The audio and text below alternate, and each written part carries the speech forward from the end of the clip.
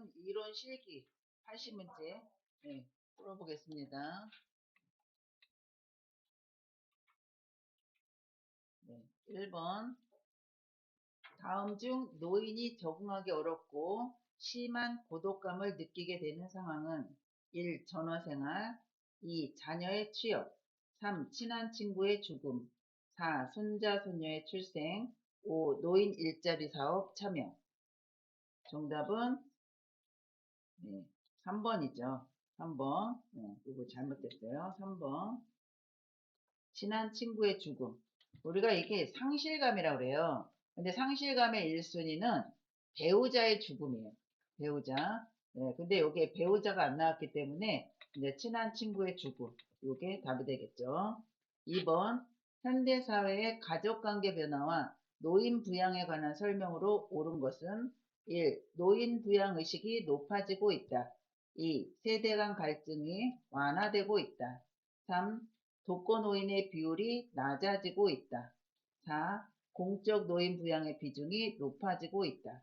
5. 빈둥지 증후군으로 자존감이 높아지고 있다. 정답은 4번이죠. 4번. 네. 공적 노인 부양의 비중이 높아지고 있다. 보세요. 노인 부양에 대한 게 우리가 공적 부양, 사적 부양이 있어요. 공적 부양, 사적 부양. 공적 부양은 국가에서 하는 거예요. 사적 부양은 가족이 하는 거죠. 근데 공적 부양의 비율이 높아지고 있어요. 노인 장기요양 보험만 해도 100% 본인이 부담하던 거를 보호자가 시설은 20%, 재가는 15%, 국가가 20%, 공단에서 시설은 60%, 재가는 65%, 해서 여기 80%, 85%를 국가에서 하는 거예요. 그죠? 개인은 20에서 15%만 부담을 하는 거예요. 시설 20%, 재가 15%. 그러면 공적 노인 부양의 비중이 높아져요? 낮아져요? 높아진 거죠. 그죠? 그 다음에 3번 다음에서 설명하는 노인복지 원칙은 노인의 잠재력을 개발할 수 있는 기회가 있어야 한다. 사회 교육적, 문화적, 정신적 자원과 여가 서비스를 이용할 수 있어야 한다. 1. 독립의 원칙 2. 평등의 원칙 3. 보호의 원칙 4. 존엄의 원칙 5. 자아실현의 원칙. 정답은 5번이죠. 5번 자아실현. 우리가 잠재력 개발 이러면 자아실현의 원칙이에요. 네슬러의 욕구 중에 1단계는 생리적인 욕구예요. 그 다음에 가장 상위 5단계가 자아실현. 그래서 자아를 실현하려면 예를 들어서 노인분이 뭔가를 배우러 갔어요. 복지관에 배우러 갔는데 붓글씨가 배우고 싶은 거예요. 붓글씨. 그런데 붓글씨를 하다 보니까 내가 어찌 보니까 한석봉이네 글씨를 너무 잘 써요. 그러면 뭐를 해요? 전시회를 열어요. 그죠? 그러면 자기의 잠재되어 있던 능력을 개발할 수 있는 기회가 된다는 거예요. 그래서 자아 실현이 되는 거죠. 내가 글씨를 쓰다 보니까 전시회까지 열게 된 거죠. 그죠? 그래서 자아 실현의 원칙도 시험에 잘 나와요. 근데 다른 거는 모르겠고 잠재력 개발 이게 나오면 자아 실현의 원칙이다. 요거는 알고 계셔야 돼요. 다음에 4번 장기요양 서비스 이용 절차 중 괄호 안에 들어갈 내용은 서비스 신청 접수 및 방문 상담 후에 서비스 제공 계획을 수립하고 서비스 이용 계약 체결을 하면 서비스를 제공을 받아요. 그 다음에 하는 게 이제 괄호 안에 있는 거고 그 이후에 서비스 종료 혹은 계속이에요. 1번 서비스 방법 개발 2. 서비스 기간 안내 3. 서비스 모니터링 실시 4. 서비스 계획 설정 5. 공식 비공식 자원 발굴. 정답은 3번이죠. 서비스 모니터링 실시예요. 우리가 이게 시험이 이 4번 같은 거 잘 나와요. 왜 그러냐면 우리가 장기요양 등급을 받았어요. 장기요양 등급을 받는 이유는 뭐예요? 시설, 요양원으로 들어가든지 아니면 재가 서비스를 받으려고 하는 거예요. 그러면 등급이 나온 후에 서비스를 받으려고 하면 요양원을 가든 재가 서비스를 가든 주간보호를 가든 아니면 복지용구를 빌리든 어떤 서비스를 받아야 된단 말이에요. 그런데 복지연구 빼고는 우리가 이런 단계를 거쳐요. 예를 들어서 요양원에 들어가려고 해요. 그러면 서비스를 신청, 접수 및 방문 상담은 등급이 나온 후에 시설로 가서 상담을 하는 거예요. 그런데 이 상담을 했을 때 이 서비스 신청, 접수 및 방문 상담을 할 때 우리가 가져가야 될 게 있어요. 그건 뭐냐면 그리고 장기요양 인정서, 장기요양 인정서하고 개인별 장기요양 이용 계획서, 개인별 장기요양 이용 계획서라는 게 있어요. 등급이 나오면 요 두 가지하고 복지연구를 받는데 지금은 복지연구 서비스를 받을 게 아니니까 장기요양 인정서하고 개인별 장기요양 이용 계획서를 들고 방문 상담을 하러 가요. 그래서 대상자에 대한 상담을 해요. 그러면 요양원에서는 이 어르신에 대해서 어떻게 뭘 해드릴 거고, 예를 들어 물리치료는 어떻게 해주고 여러 가지 얘기를 하겠죠. 대상자의 상태에 따라서 개인별 장기요양 이용객수도 참고도 하고 해서 계획을 세워요. 그 이후에 그러면 이제 어르신이 보호자가 그러면 다음 주 월요일에 와서 입소를 하겠습니다 해서 다음 주 월요일에 와가지고 계약을 체결을 했어요. 그러면 계약을 체결한 후에 뭐를 해요? 계약을 했으니까 어르신은 병실로 올라가서 입소가 되는 거고, 그러면 그 순간부터 서비스가 제공이 된다라는 거예요. 제공이 되고 있는 도중에 대상자의 상태를 모니터링을 하는 거예요. 이게 그래서 모니터링이 가로로 들어가는 거고, 그러다가 대상자가 병원을 입원을 했어요. 아니면 사망을 하셨어요. 다른 요양원으로, 타 요양원으로 가셨어요. 아니면 집으로 퇴소를 하셨어요. 그러면 종료예요, 서비스가. 그런데 안 가고 계속적으로 계시는 거예요. 그러면 서비스는 계속적으로 진행이 된다라는 거죠. 그래서 요거는 가로 문제가 잘 나와요. 요게 가로가 될 수도 있고, 요 계획 수립이 가로가 될 수도 있고. 그러니까 그 과정은 그 순차적으로 보시면 돼요. 상담하러 와서 이 어르신에 대한 계획을 수립을 하고, 그러면 우리가 이런 서비스를 받는구나 라고 하면 입소를 할 거 아니에요. 그게 계약이 체결이에요. 입소를 와서 계약이 체결이 돼야지 보호자는 계약서를 쓰고 또 입소비도 내고 그래야지 서비스가 제공이 될 거 아니에요. 그 이후에는 대상자에 대한 모니터링을 한다. 그래서 서비스가 종료가 되든지 계속적으로 되든지 이런 단계를 거친다라고 보시면 돼요. 5번 장기요양급여 중 시설급여의 장점은 1. 사생활이 보호된다. 2. 친숙한 환경에서 지낼 수 있다. 3. 개인 중심의 생활을 할 수 있다. 4. 종합적인 서비스를 받을 수 있다. 5. 본인 부담금이 재가급여보다 저렴하다. 정답은 4번이죠. 4번. 종합적인 서비스를 받을 수 있다. 여기 보시면 선생님 시설급여는요. 요양원이에요. 그죠? 그럼 요양원에는 사람이 한 명만 있는 게 아니에요. 재가는 나만 봐주는 거잖아요. 요양선생님이 오셔서 집에서 나만 봐주는 거예요. 그런데 시설은 나만 보는 게 아니까 사생활이 보호가 안 되겠죠. 요거는 재가의 장점이에요. 시설이 아니라 요거는 재가급여의 장점이다라는 거예요. 재가급여. 집안에 있으면 나 혼자, 사생활이 보호가 되죠. 내 집에서 친숙한 환경에서 지낼 수 있죠. 선생님이 나만 봐주니까 개인 중심 생활을 할 수 있죠. 그죠? 그래 요거는 재가급여의 장점이지만 시설급여의 단점이다. 시설급여의 단점이 되는 거예요. 요거는 시설 여기서는 장점을 물어봤잖아요. 요거는 단점이죠. 못 해주니까 그렇게. 그런데 종합적인 서비스는 받을 수 있어요. 간호, 요양, 물리치료 이런 거를 전반적으로 또 응급 상황이 벌어졌을 때 다 대처가 된다라는 거예요. 그래서 종합적인 서비스를 받을 수 있는 거고 본인 부담금이라는 거는 뭐예요? 시설은 20%, 재가는 15%라고 했잖아요. 그러면 재가급여보다 저렴하나요? 더 많죠. 재가는 15%인데 시설은 20%란 말이에요. 그러니까 본인 부담금이 재가급여보다 많다. 이러면 맞겠죠. 6번 보실게요. 장기요양 일반 대상자에게 해당하는 시설급여 비용 중 본인 일부 부담금의 비율은 1. 장기요양급여 비용의 15%, 2. 장기요양급여 비용의 20%, 3. 장기요양급여 비용의 40%, 4. 장기요양급여 비용의 50%, 5. 장기요양급여 비용의 60%. 정답은 2번이죠. 시설급여예요. 시설은 20%고 15%는 재가급여죠. 재가. 7번 노인 장기요양보험 표준 서비스 분류 중 개인활동 지원 서비스 내용에 해당하는 것은 1. 말벗, 2. 세탁, 3. 은행동행, 4. 의사소통 도움, 5. 일상생활 동작 훈련. 정답은 3번이죠. 3번.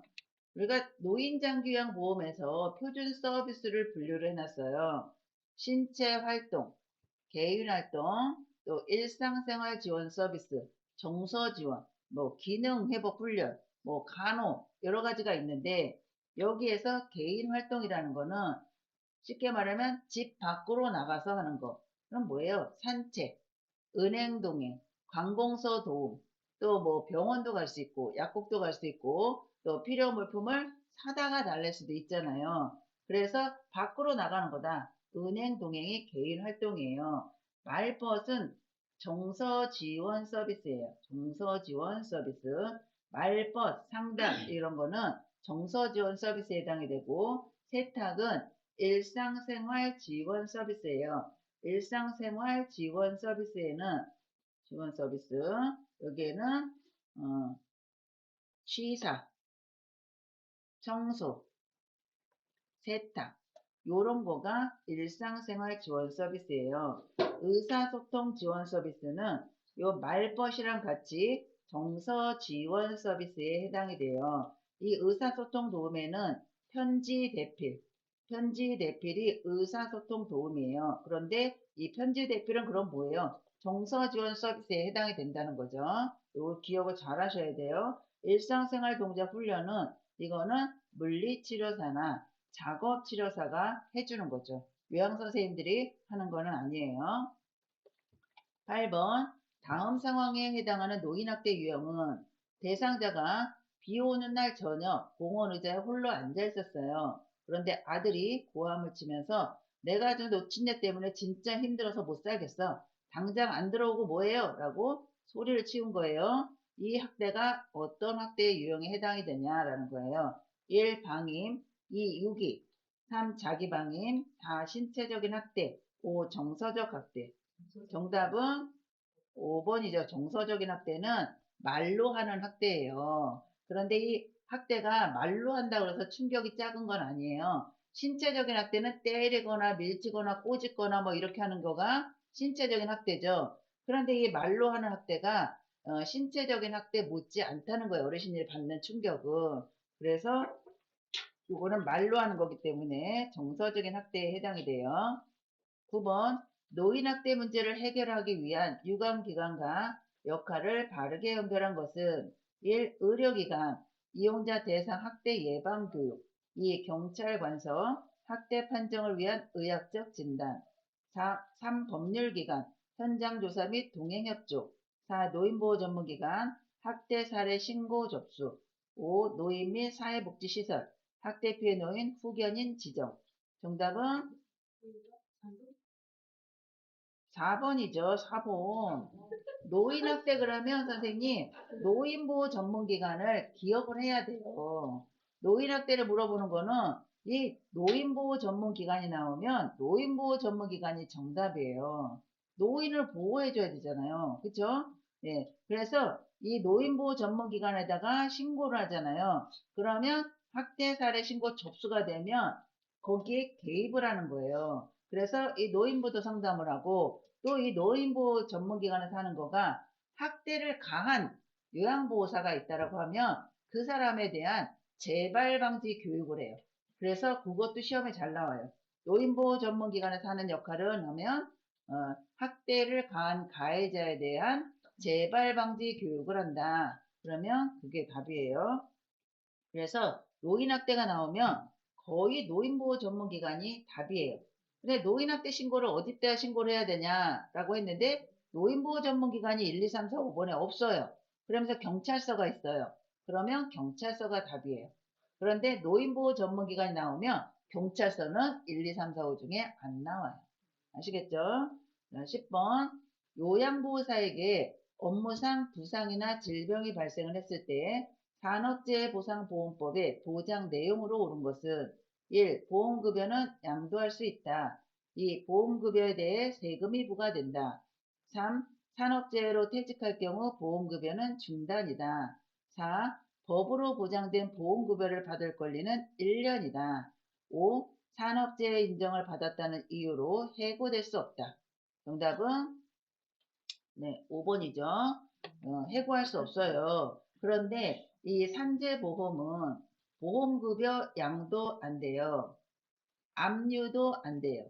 우리가 이제 뭔가 세금 안 내거나 뭔가 빚쟁이한테 돈을 빌렸을 때 통장이나 뭐 이런 걸 압류를 하잖아요. 그런데 산재보험에서 나오는 돈은 압류가 안 돼요.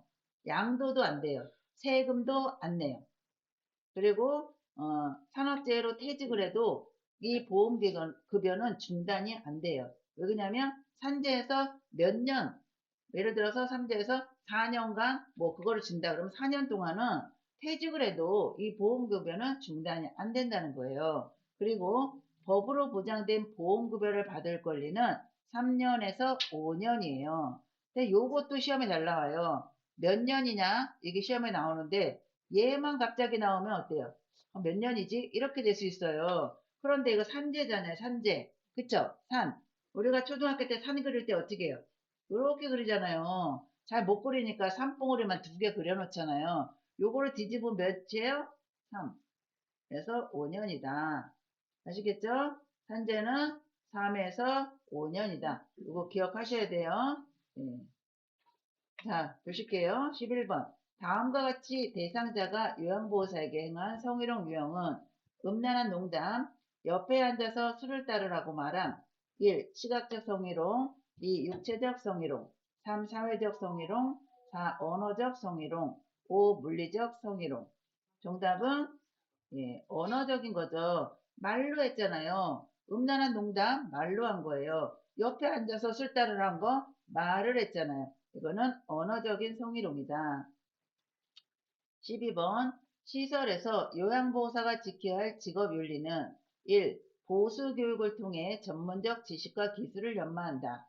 2. 자신의 종교를 권유하기 위해 친절을 베푼다. 3. 서비스 제공 시 시설장의 의사결정을 우선한다. 4. 대상자가 실수를 하면 질책하여 재발을 방지한다. 5. 타 직종과의 협력보다 업무의 신속성을 중시한다. 정답은 1번이에요. 1번. 보수교육을 통한 전문적 지식과 기술. 지식과 기술은 뭐냐라면, 지식은 뭐예요? 머릿속에 아는 거. 기술은 내가 할 수 있는 행동. 예를 들면, 화장실을 모시고 가려고 그러는데, 휠체어를 태워야 돼요. 그러면 휠체어를 이렇게 태우는 방법을 머릿속에 있을 거 아니에요. 근데 그거를 실제적으로 해요. 그건 기술이죠. 그래서 지식과 기술이 나오면 요양보호사의 역할 중에서 숙련된 수발자의 역할이 있어요. 숙련된 수발자의 역할이다. 왜 그러냐면 지식과 기술을 알면 숙련되잖아요. 선생님들이 예를 들어서 어떤 이제 회사에서 일을 해요. 그러면 1년 일한 사람이 숙련되겠어요? 20년 일한 사람이 숙련되겠어요? 20년 일한 사람이 숙련되잖아요. 그쵸? 그러니까 많이 배워야 되는 거예요. 지식과 기술. 그래서 우리가 요양보호 시험에서 이론은 지식이에요. 그죠? 실기는 기술이에요. 기술. 네, 그래서 지식과 기술을 연마한다. 이거는 숙련된 수발자의 역할이에요. 그런데 숙련된 수발자 역할 또 뭐가 나오냐면 보수교육. 보수교육 이게 나오면 이것도 숙련된 수발자 역할이다. 보수교육을 받는다는 건 뭐예요? 새로운 또 지식, 기술을 또 익히는 거잖아요. 그래서 뭐 보수교육을 뭐 미뤘다. 이렇게 얘기가 나오면 그거는 뭐에 의거가 돼? 숙련된 수발자의 역할이 안 되는 거잖아요. 그래서 요거랑 연결을 해서 지식과 기술 나오고 보수교육 나오면 숙련된 수발자의 역할 요거를 꼭 기억을 하셔야 잘 나와요. 여기 보수교육을 통해서라고 했잖아요. 그쵸? 자신의 종교를 권유하기 친절을 베푼다? 이런 건 안 되는 거예요. 그리고 시설장의 의사결정을 우선하는 게 아니라 대상자의 의사결정을 우선시해야 돼요. 대상자가 실수하면 질책하나요? 그러면 절대로 안 돼요. 노인 학대로 걸려요. 13번. 다음 상황에서 요양보호사의 대처 방법은 대상자가 추석을 앞두고 요양보호사에게 감사의 의무로 상품권을 주려고 한다. 1. 정말 왜 이러세요? 라고 정색하며 거절한다. 2. 고맙습니다. 라고 하며 받은 후 다음날 돌려준다. 3. 이런 것을 받으면 안 돼요. 마음만 받을게요. 라고 한다. 4. 다음에 좋아하시는 음료를 사다 드릴게요. 라고 하며 받는다. 5. 마침 센터에 생수가 떨어졌는데 이걸로 살게요. 라고 하며 받는다. 정답은 3번이죠. 마음만 받을게요. 라고 한다예요. 14번. 대상자의 가족이 본인 일부 부담금 할인을 요구할 때 대처 방법은 1. 다른 기관을 소개해준다. 2. 본인 일부 부담금을 할인해준다. 3. 불법 행위로 할 수 없다고 한다. 4. 할인해주고 그만큼 서비스 시간을 줄인다. 5. 나중에 본인 부담금의 일정액을 돌려준다고 한다. 정답은 3번이죠. 본인 부담금 할인 문제 나오면 무조건 불법이라고 하고 할 수 없다고 해요. 그러니까 장기요양보험에서 본인 부담금은 더 받아도 안 되고 덜 받아도 안 되는 거예요. 그거는 꼭 거기 퍼센테이지가 맞는 걸로 정확히 받아야 돼요. 그래서 할인을 요구한다라고 하면 불법 행위로 할 수 없다고 한다. 15번. 다음과 같은 상황이 발생했을 때 요양보호사의 대처 방법은 대상자가 옷을 입은 채 거실 바닥에 소변을 보고 있다. 딸, 아버지 뭐 하시는 거예요? 정말 큰일이네. 심한 증상이 점점 심해지셔서 1. 동료 요양보호사에게 인계한다. 2. 상황을 기록하고 기저귀를 채운다. 3. 못 본 척하면서 하던 일을 계속한다. 4. 뒤처리를 해준 후 바지를 갈아입힌다. 5. 재가 서비스가 어려우므로 시설 입소를 권유한다. 정답은 몇 번이에요? 4번이죠. 상황을 기록하고까지는 맞아요. 그런데 기저귀를 채우는 건 아니에요. 왜냐면 우리가 배설에서 배웠잖아요. 대상자가 몇 번 실금을 했다 해서 기저귀를 채워서는 안 된다라고 했어요. 왜요? 기저귀에 의존적이 되기 때문이다 라고 했어요. 그래서 어떻게 하냐? 뒤처리를 해주고 빨리 바지를 갈아입혀야죠. 이 대상자가 창피하지 않게. 그죠? 그래서 기저귀 채우는 거는 답이 아니에요. 16번. 대상자를 돌보던 요양보호사가 고열과 인후통이 있어 독감이 의심될 때 우선적으로 해야 할 일은 1. 요양보호 업무를 중단한다. 2. 독감 예방 접종을 한다. 3. 주민자치센터에 신고한다. 4. 가글액으로 입안을 헹군다. 5. 사용하던 물품을 소독한다. 정답은 1번이죠. 1번. 대상자를 돌보는 사람이 뭔가 문제가 있을 때는 업무를 중단하는 게 답이에요. 왜냐면 옮길 수가 있어요. 어르신들은 면역력이 약해요. 그래서 독감이 걸렸으면 접촉을 안 해야 되죠. 그래서 요양보호 업무를 중단을 하고 쉬어야 되겠죠. 우리가 노로바이러스 장염도 시험에 잘 나와요. 노로바이러스 장염에 걸렸을 때 요양보호사가 걸리면 2, 3일간 쉬어요. 그리고 음식을 조리하는 사람이면 이게 다 낫더라도 2, 3일을 더 쉬어요. 그런데 대상자가 노로바이러스 감염이 됐어요. 그러면 우리는 뭐 장갑 끼고 마스크하고 이러면서 대상자를 돌봐야 되겠죠. 그런데 요양보호사가 걸렸다 그러면 업무 중단이에요. 아시겠죠? 네. 17번. 요양보호사가 감염되면 대상자에게도 전염될 수 있어 주의해야 하는 질병은 1. 신장염, 2. 요로감염, 3. 알레르기성 비염, 4. 노로바이러스 장염, 5. 만성폐쇄성 폐질환. 정답은 4번이죠. 금방 얘기했는데 금방 나왔어요. 네, 그래서 이 노로바이러스 장염에 걸리면 2, 3일간 쉬어요, 쉬어. 2, 3일간 쉰다. 이게 답이에요. 이거 노로바이러스 장염 잘 나와요. 작년 뭐야? 토사광랑 그러잖아요. 토하고 설사하고. 예. 그래서 전염력도 굉장히 높아요. 18번. 대장암 예방을 고려한 식이요법으로 옳은 것은 1. 통곡물로 만든 음식을 제공한다. 2. 고칼로리 음식을 제공한다. 3. 야식으로 가공식품을 제공한다. 4. 훈연된 동물성 식품을 제공한다. 5. 지방 함량이 높은 음식을 제공한다. 정답은 1번이죠. 통곡물로 만든 음식을 제공한다. 그리고 대장암일 때 물을 6잔에서 8잔 정도 마신다. 물을 많이 마셔줘야 돼요. 19번 노화에 따른 일반적으로 나타나는 호흡기계 변화는 1. 폐활량 증가 2. 섬모운동 증가 3. 폐포의 탄력성 증가 4. 기침반사 감소 5. 기관지 내 분비물 감소. 정답은 몇 번이에요? 4번이죠, 4번. 네. 왜 그러냐면 호흡기계, 심혈관계 뭐 이렇게 나오잖아요. 노인이 되면 좋아지는 거 한 개도 없다. 이렇게 일단 생각을 하시면서 문제를 풀으셔야 돼요. 그죠? 호흡기계인데 이게 다 호흡기계에 관한 거예요. 그런데 좋아지는 거 하나도 없다. 그러면 폐활량은 증가하면 좋은 거예요, 아닌 거예요? 좋은 거죠. 그러니까 이거는 답이 아니고. 선모운동, 폐에는 선모라는 게 있어요. 그래서 이게 이렇게 노폐물, 먼지나 뭐 이런 거, 이물질을 밖으로 내보내는 역할을 하는데, 나이가 들면 선모가 줄어들어요. 그럼 운동이 증가되겠어요? 감소가 되겠어요?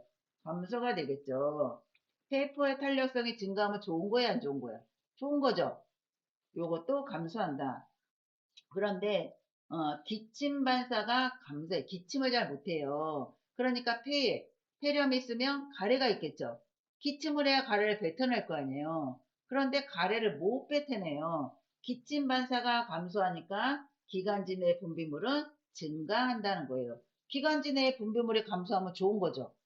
그런데 늘어난다는 얘기예요. 왜? 기침 반사가 안 나니까 가래를 뱉어내지를 못한다는 얘기예요. 그래서 이거 시험에 잘 나와요. 이런 거 호흡기계, 심혈관계. 네. 20번. 꽃가루에 노출된 대상자가 숨을 내쉴 때 쌕쌕거리며 가슴이 답답하다고 호소할 경우 의심되는 질병은 1. 결핵, 2. 천식, 후두염, 협심증, 흉막염. 답은 천식이죠. 네. 답이 나와버렸어요. 네. 21번. 혈액 내에 헤모글로빈이 부족하여 몸에 필요한 산소를 충분히 공급하지 못하는 질병은 혈액 내 헤모글로빈 나오면 1번 기흉, 2 빈혈, 3 정맥류, 4 부정맥, 4 혈전 색전증. 정답은 2번이죠. 빈혈. 예. 왜냐면 혈액이 하는 역할이 산소 공급을 해요. 영양분 공급도 하지만 산소를 공급을 하는 역할을 해요. 빈혈이 있으면 피가 무진하죠. 그래서 산소를 충분히 공급을 못한다는 거예요. 22번 골다공증으로 인한 골절을 예방할 수 있는 방법은 1. 체중 부하 운동 2. 자외선 차단 3. 온열요법 적용 4. 저체중 상태 유지 5. 에스트로겐 섭취 제한. 정답은 4번일 것 같아요. 1번이에요. 1번. 체중 부하 운동이라는 거는 하체에 힘이 들어가는 거예요. 그럼 뭐예요? 걷기 운동, 산책하는 거, 걷기 운동. 그래서 골다공증 환자들에게 좋은 운동은 산책이에요. 산책을 하면서 햇빛을 쐬요. 그러면 햇빛에는 뭐가 있어요? 비타민 D가 있어요. 그래서 햇빛을 쐬면 햇빛으로 인해서 비타민 D를 섭취를 하기 때문에 골다공증에 좋은 거예요. 그래서 체중 부하 운동이에요. 저체중 상태를 유지하는 거는 영양분이 제대로 섭취가 되겠나요? 예를 들어서 다이어트를 한다고 막 몇십 킬로를 뺐어요. 젊은 사람이 다이어트 한다고 체중의 몇 프로 이상을 빼면은 골다공증에 걸려요. 그러니까 저체중 상태를 유지하면 이 골다공증으로 인한 골절을 예방하는 게 아니라 오히려 골다공증에 걸리는 거예요. 그래서 예방이 아니라 골절을 유발시키는 거죠. 근데 이거 잘 보셔야 돼요. 그래서 체중 부하 운동이라는 거는 걸으면 하체 체중이 쏠리잖아요. 그러니까 걷기 운동이다 라고 보시면 돼요. 예, 요거 꼭 기억하시고 이거 시험에 잘 나와요. 이거는. 예, 그 다음에 23번 노인에게 흔한 피부 건조증을 예방하는 방법은 1. 수분 섭취를 제한한다. 2. 뜨거운 물로 매일 샤워한다. 3. 겨울철에 제습기를 사용한다. 4. 때를 밀어 피부를 청결하게 한다. 5. 목욕 후 몸에 물기가 마르기 전에 보습제를 바른다. 정답은 5번이죠. 5번. 피부가 건조하잖아요. 노인이 되면 어떻게 된다고 그랬어요? 갈증 반응이 줄어든다. 노인이 되면 갈증 반응이 줄어드니까 물이 먹고 싶은 생각이 안 드는 거예요. 그러니까 물을 많이 먹어요? 안 먹어요? 안 먹잖아요. 그래서 수분 섭취를 제한하면 어떻게 되는 거예요? 건조하겠죠, 피부가. 그죠? 네, 뜨거운 물로 매일 샤워하면 그나마 있던 이 피부에 있는 그 기름 성분, 이런 거를 또 다 닦아내잖아요. 그래서 피부가 더 건조해요. 그래서 노인은 목욕을 너무 자주 해도 피부가 건조하다는 거예요. 그렇지 않아도 건조한데 그나마 있는 기름기를 또 닦아낸다. 그러면 더 건조하겠죠. 겨울철에 가습기도 아니고 제습기를 사용해요. 그러면 수분을 또 뺏는 거죠. 공기 중에 있는 수분도. 때를 밀어서 피부를 청결하게 하다 보면 또 기름기 다 빼는 거고. 그래서 목욕 후 몸에 물이 마르기 전에 보습제, 로션 이런 거를 발라줘야 돼요. 노인분들은. 24번. 대상자가 안정 시에 떨림이 있고, 떨림 증상이 있고, 무표정하며 자세가 불안정할 때 의심되는 질병은 1. 파킨슨병, 2. 중이염, 3. 고지혈증, 4. 알츠하이머병, 5. 갑상샘 기능 저하증. 정답은 1번이죠. 파킨슨병. 이거는 파킨슨 시험에 엄청 잘 나와요. 잘 나오는데 파킨슨에는 두 가지가 나와요. 안정시 떨림. 또 하나는 도파민이 부족하다. 도파민 부족이에요. 그죠? 그런데 요 도파민하고 안정시 떨림이 시험에 두 개가 나오잖아요. 파킨슨병에 대해 해당되는 것 해서 1번은 도파민이 과다. 도파민이 과다로 나와요. 그리고 안정시 떨림이 나와요. 안정시 떨림. 그러면 요게 답이 아니죠. 근데 요 파킨슨을 제가 이제 외우라고 그럴 때 파도가 친다. 파도. 그래서 파킨슨은 도파민하고 관련이 있다. 이렇게 얘기를 했더니 도파민이 나오니까 어떤 선생님이 교수님 도파민이 나와서 제가 도파민이다 얘기했어요. 너무 신이 나서. 그런데 뭐라고 나왔나요? 근데 도파민만 나왔지 부족하나요? 과다하나요? 그랬더니 그거는 생각이 안 나고요. 도파민이 나왔어요. 그래서 그거 찍었어요. 그래서 그러면 그 밑에 혹시 안정시 떨림이라는 게 나왔나요? 시험 보고 와서 안정시 떨림이라는 게 나왔나요? 나왔대요. 그러면 안정시 떨림이 나오면 도파민이 과다라고 나왔을 거라 그건 틀린 답이란 얘기예요. 왜냐하면 파킨슨은 뇌 신경 전달 물질인 도파민이 부족해서 생기는 질병이기 때문에 도파민하고 안정시 떨림이 나오면 도파민은 과다로 나와요. 그래서 그 선생님은 틀렸죠. 답이. 그래서 안정시 떨림 그러면 파킨슨병이다. 이건 잘 나와요. 파킨슨은 시험에. 25번.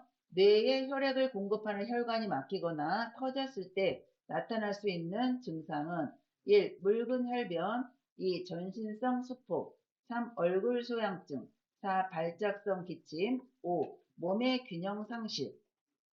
정답은 5번이죠. 5번. 자, 뇌에 혈액을 공급하는 혈관이 막히거나 막힌 거는 뭐예요? 뇌경색이에요. 뇌 혈관이 막힌 거. 터진 거는 뇌출혈이에요. 뇌출혈. 네, 그런데 이 몸의 균형을 상실하는 거는 손해 쪽에 출혈이 생겼을 때 손해가 하는 역할이 몸의 균형을 잡는 역할을 해요. 그래서 손해에 문제가 생겼다. 그러면 몸의 균형을 상실할 수가 있다는 거예요. 손해 쪽에 출혈. 네. 그 다음에 26번. 백내장이 발생하는 눈의 부위는 1. 망막, 2. 각막, 3. 황반, 4. 홍채, 5. 수정체. 정답은 5번이죠. 5번. 백내장은 이 수정체에 백색으로 백태가 끼는 거예요. 백태. 그래서 백내장 그러면 선생님들 백수건달. 아까 파킨슨은 파도, 백내장은 백수건달. 백내장은 수정체랑 관련이 있어요. 그런데 백내장은 통증이 없어요. 통증이 없다. 근데 우리가 백내장 말고 잘 나오는 게 녹내장이에요. 녹내장.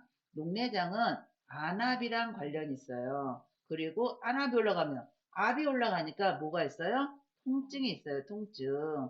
그래서 이 녹내장일 때는 물구나무 서기, 무거운 물건 들기 이런 거는 하면 안 돼요. 안압이 올라가니까. 그래서 백내장하고 녹내장 잘 기억을 하셔야 돼요. 27번 당뇨병 대상자의 운동 방법으로 옳은 것은 1. 혈당이 떨어질 때 운동한다. 2. 고강도에서 저강도 순으로 운동한다. 3. 당뇨약을 복용하기 직전에 운동한다. 4. 매일 30분 정도 규칙적으로 운동한다. 5. 혈당이 300mg 이상일 때는 운동 강도를 높인다. 정답은 네, 4번이죠. 여기서 좋은 거는 4번밖에 없죠. 매일 30분 정도 규칙적으로 운동한다. 혈당이 떨어질 때 운동을 하면요. 저혈당으로 빠져요. 그래서 식사를 하고 나서 1시간에서 1시간 반 정도 되면 그때 운동을 시작하는 게 좋아요. 왜냐면 우리가 식후혈당 재잖아요. 당뇨 있는 사람은 식전 혈당, 식후혈당을 재요. 식후혈당을 재는 거는 밥 먹고 나서 2시간 뒤에 혈당을 체크하라고 그래요. 그때가 이 혈당 수치가 많이 올라갔을 때 얼마 정도가 나오는가를 확인하기 위해서 검사를 하는 거예요. 그러니까 운동을 하면 당이 떨어지기 때문에 당이 올라가기 시작할 때 운동을 해야지 저혈당으로 안 빠지겠죠. 그죠? 그리고 우리가 이 고강도에서 저강도 나오는 건 답이 아니에요. 노인들은 천천히 해야 돼요. 저강도에서 고강도로 간다 그러면 저강도에서 고강도로 간다 그러면 그거는 맞는 답이겠죠. 그렇게 해서 고쳐놓을 수는 있어요. 근데 고에서 저로 가는 거는 안 돼요. 빠르게, 급하게, 고강도 이런 거 나오면 정답이 아니란 얘기예요. 그리고 혈당이 300mg 넘어가면 운동 강도를 높이는 게 아니라 의사한테 가야죠. 의사한테. 그죠? 28번 노화로 인한 수면 양상의 변화는 1. 수면 중에 자주 깬다. 2. 아침에 늦게 깬다. 3. 수면 시간이 늘어난다. 4. 낮 시간 동안 졸림 증상이 줄어든다. 5. 잠자는 데 걸리는 시간이 짧아진다. 정답은 네, 1번이죠. 수면 중에 자주 깨요. 자주 깨는 것. 아침에는 노인분들은 새벽잠이 없다 그러죠. 그래서 늦게 깨는 게 아니라 일찍 깨죠. 그리고 자다 깨다 자다 깨다 막 이렇게 하니까 수면 시간은 줄어들죠. 잠을 제대로 못 자니까 낮 시간은 어때요? 늘어나죠. 졸림 증상이 늘어나요. 그래서 낮에 어르신들이 막 졸아요. 그럼 어르신 주무세요? 그러면 안 잔대요. 그럼 어르신 눈 감고 있던데요? 그러면 눈만 감았다 그래요. 예, 그래서 낮 시간대에 졸림 증상이 늘어난다라는 거예요. 29번 여성 노인의 성적 변화에 관한 설명으로 옳은 것은 1. 자궁적출술은 성기능에 영향을 주지 않는다. 2. 질 분비물 증가로 성조 시 통증이 없다. 3. 유방절제술을 받으면 성기능이 감소한다. 4. 항염증성 약물을 복용하면 성욕이 증가한다. 5. 알코올 과다 섭취는 오르가즘을 빨리 느끼게 한다. 정답은 네, 1번이죠. 자궁적출술, 유방절제술, 전립선절제술 이런 것들은 성기능에 영향을 주지 않는다라는 거예요. 30번 편의점에서 구입할 수 있는 비상약은 1. 혈압약, 2. 항생제, 3. 해열진통제, 4. 신경안정제, 5. 기관지 확장제. 정답은 3번이죠. 해열진통제. 나머지 약은 병원에서만 살 수 있는 약이에요. 31번 음주를 하고 있는 대상자의 절주를 돕는 방법은 1. 빈속에 술을 마시게 한다. 2. 권유 받을 때만 술을 마시게 한다. 3. 절주 의지를 주변 사람에게 알리게 한다. 4. 매일 식사와 함께 소량의 술을 마시게 한다. 5. 암 예방을 위해 하루에 2잔까지 술을 허용한다. 몇 번이에요? 네, 3번이죠. 요즘은 술을 끊었어 그러면 요즘은 잘 권하질 않아요. 건강에 대해서 많이 생각을 하기 때문에. 근데 옛날에는 술 끊었다 그러면 굳이 그냥 뭐 그냥 자존심을 건드려 가면서 먹게끔 만들어요. 근데 솔직히 요즘은 술값이 비싸서 권하면 밥값보다 술값이 더 많이 나온다. 그죠? 권하겠나요? 어. 네, 그래서 절주 의지를 주변 사람에게 알리면 내가 마시려고 해도 너 술 끊었다며 이렇게 얘기를 하면 먹으려다가도 말겠죠. 그죠? 그래서 절주 의지를 주변 사람에게 알리게 한다가 정답이에요. 네, 32번 방문 요양 서비스를 제공하는 중에 관리 책임자에게 신속히 보고해야 하는 상황은 1. 체납고지서를 발견하였다. 2. 근처에 사는 딸이 방문하였다. 3. 쓰레기를 분리배출하지 않았다. 4. 대상자가 현기증과 두통을 호소한다. 5. 방문을 열 때마다 삐걱거리는 소리가 난다. 정답은 4번이죠. 대상자의 몸과 관련된 거를 보고해요. 이 보고하는 거는 요양보호사의 역할 중에 뭐라고 그랬어요? 정보, 전달자의 역할이다. 요양보호사 역할 중에 정보 전달자의 역할이다. 이거는 뭐예요? 대상자가 현기증과 두통을 호소하는 것을 관찰을 했어요. 관찰자의 역할을 수행하면서 간호사에게 아니면 시설장한테 보고를 했어요. 그러면 관찰자의 역할, 정보 전달자의 역할 두 가지를 다 한 거죠. 33번 요양보호사의 업무보고 방법으로 옳은 것은 1. 자신의 생각을 중심으로 보고한다. 2. 내용이 중복되지 않게 정리하여 보고한다. 3. 대상자 가족의 개인정보를 수시로 보고한다.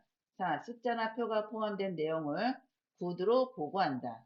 5. 자신의 업무상 잘못은 보고하지 않고 스스로 해결한다. 정답은 2번이죠. 내용이 중복되지 않게 간결하게 정리해서 보고를 해야 돼요. 1번은 자신의 생각 중심이라는 거는 이거는 무슨 중심, 무슨 생각, 주관적이에요. 내 생각이 있는 거는. 근데 이거는 안 된다는 거예요. 보고를 할 때는 객관적으로 보고해야 돼요. 누구나 봐도 딱 그거. 무슨 얘기인지 아시겠죠? 내 생각이 들어가면 안 돼요. 보고에는. 그리고 개인정보를 수시로 보고하면 안 되겠죠. 예. 그리고 숫자나 표가 포함된 내용은 구두 보고가 아니라 서면 보고로 해야 돼. 서면. 서면 보고는 글씨를 써서 보고하는 거예요. 34번 음종이 가까운 대상자가 시간과 장소를 혼동하고 사람을 알아보지 못할 때 돕는 방법은 1. 손을 잡아 흔들어 깨운다. 2. 움직이지 못하게 억제한다. 3. 큰 소리로 반복하여 질문한다.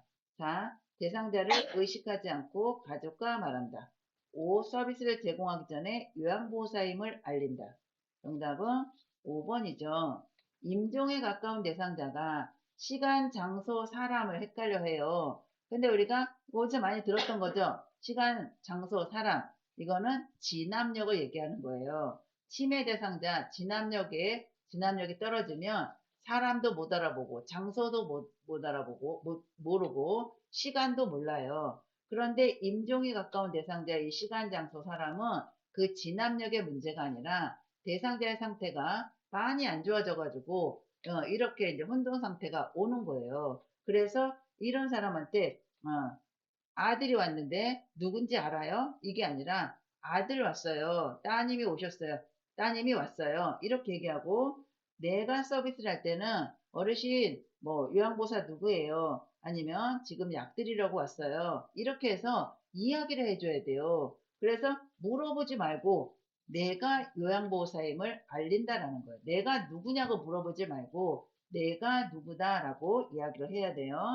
35번 임종 대상자의 가족을 돕는 방법은 1. 곧 괜찮아질 거라며 위로한다. 2. 고인의 유품을 알아서 정리한다. 3. 가족을 이해하는 마음으로 함께 있는다. 4. 가족의 태도와 행동을 판단하여 돕는다. 5. 가족이 눈물을 흘릴 때 못 본 척 해준다. 정답은 3번이죠. 가족을 이해하는 마음으로 함께 있어요. 여기다 곧 괜찮아질 거다. 아니면 다들 이래요. 이거 안 되는 거예요. 그리고 고인의 유품은 알아서 정리하는 게 아니라 목록을 적어서 보호자한테 줘요. 목록을 적어서 보호자한테 준다. 이렇게 하면 답이 되는 거예요. 보호자에게 준다. 그리고 눈물을 흘리며 못 본 척 하는 게 아니라 조용히 휴지를 손에다 쥐어주면 되겠죠. 36번. 식사를 제공할 때 영양 부족이 발생할 가능성이 있는 대상자는 1번 흡연 대상자, 2. 녹내장 대상자, 3. 언어장애 대상자, 4. 연화곤란 대상자, 5. 청각장애 대상자. 정답은 4번이죠. 연화곤란 대상자예요. 연화곤란이라는 거는 음식을 삼키기 힘든 상태, 음식을 삼키기가 힘들어요. 그러면 음식을 먹을 때 어떤 현상이 벌어지냐? 사례가 잘 걸려요. 그래서 음식의 양을 많이 먹을 수가 없어요. 먹으면 사례가 걸리니까 이게 어디로 가요? 사례가 걸린다는 거는 음식이 식도가 아닌 기도로 들어간다는 얘기예요. 그러면 이 식사량이 부족하기 때문에 영양 부족 상태가 발생을 할 수 있다라는 거죠. 37번 식탁에서 의자에 앉아 식사하는 대상자를 돕는 방법은 1번 등받이가 없는 의자에 앉게 한다. 이 대상자를 의자 앞쪽 끝부분에 걸터 앉게 한다. 3번 식탁의 윗부분이 대상자의 가슴 높이에 오게 한다. 4번 의자를 식탁에 가까이 붙여 팔을 식탁 위에 올리게 한다. 5번 대상자의 발가락 끝이 바닥에 닿게 의자 높이를 조절한다. 정답은 몇 번이에요? 네, 4번이죠. 의자를 식탁에 가까이 붙이면 식탁 위에 팔이 올라가게 해야 돼요.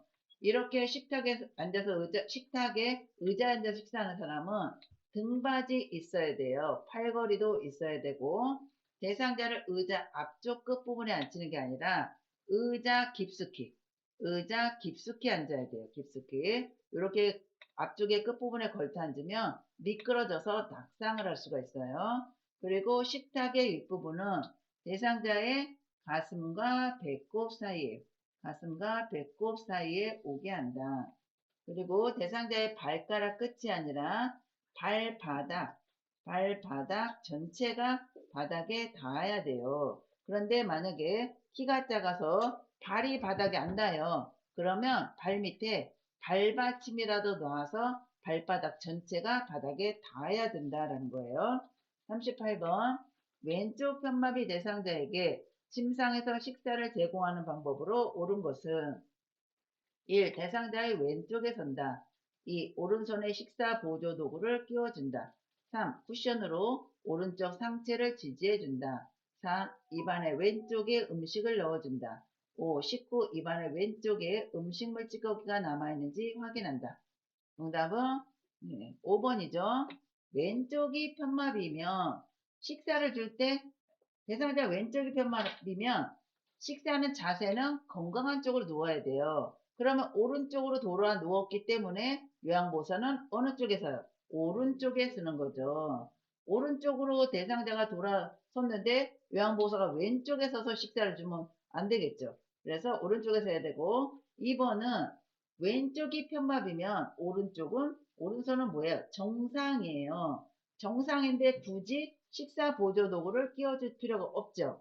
그리고 쿠션은 마비가 있는 왼쪽에 지지를 해줘야 돼요. 그리고 음식은 왼쪽이 편마비면 이쪽도 왼쪽이 마비가 와요. 그래서 음식은 입안에 오른쪽에 넣어줘야 되고요.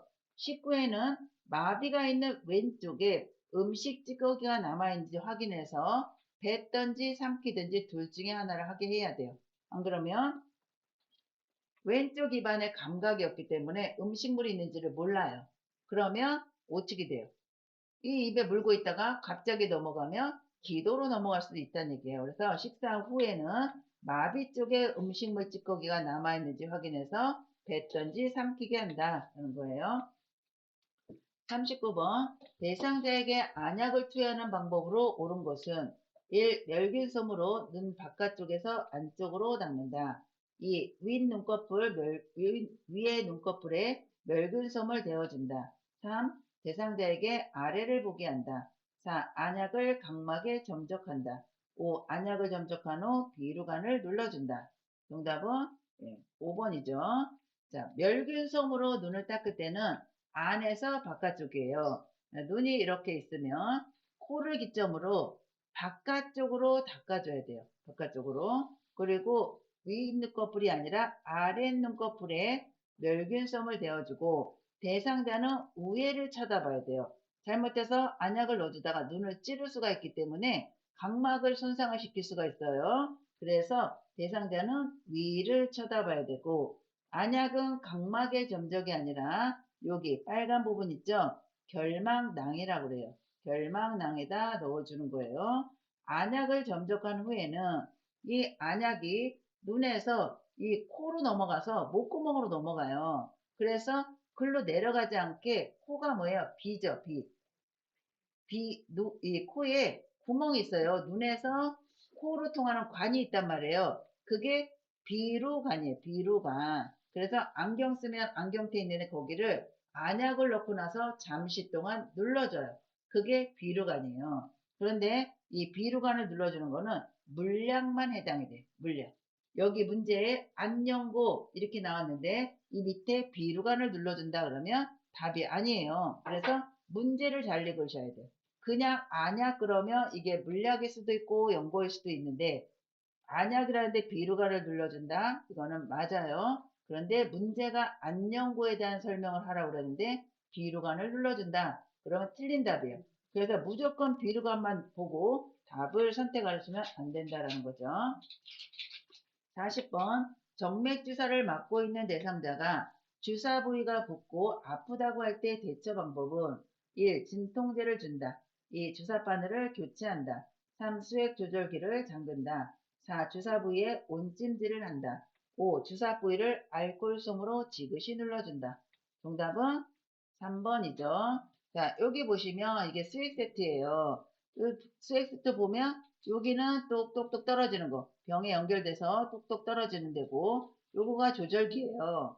이게 넓은 쪽으로 올리면 열리는 거예요.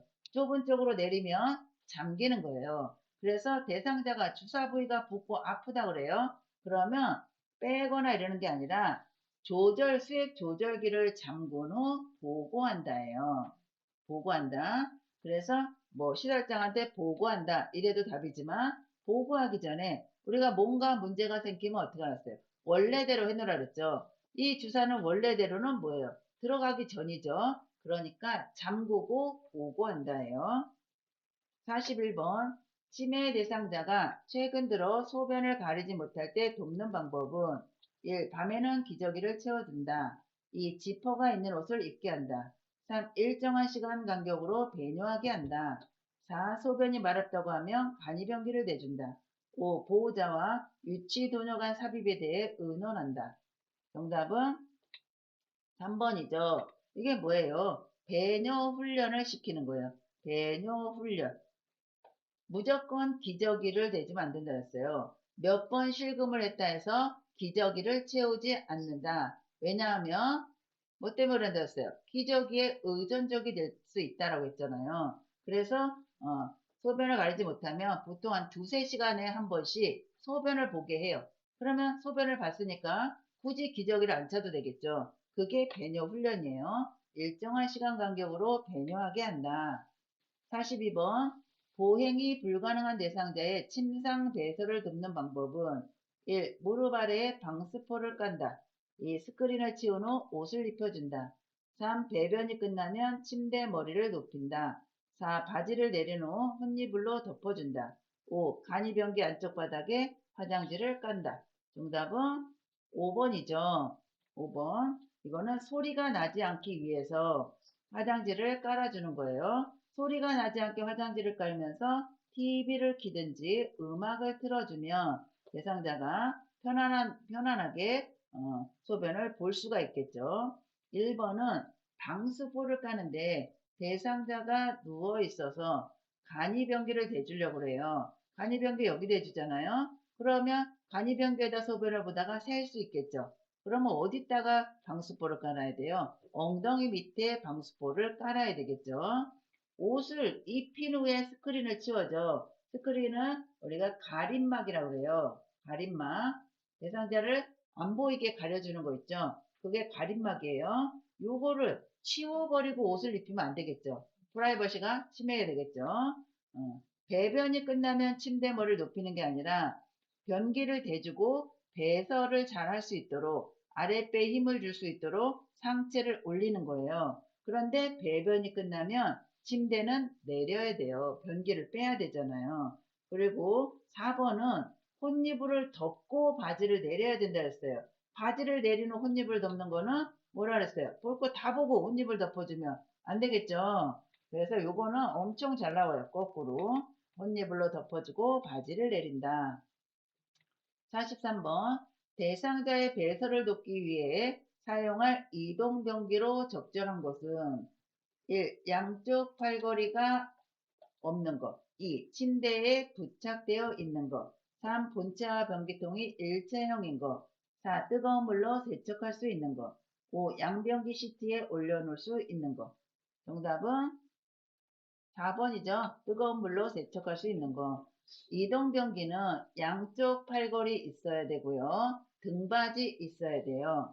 침대에 부착되어 있으면 이 변기 버릴 때 어떻게 버리겠어요? 본체와 변기통이 일체형이라도 버릴 수가 없죠. 변기통을 이 본체에서 빼서 버리는 거예요. 그래서 답은 뜨거운 물로 세척해서 소독을 할 수 있어야 된다라는 거죠.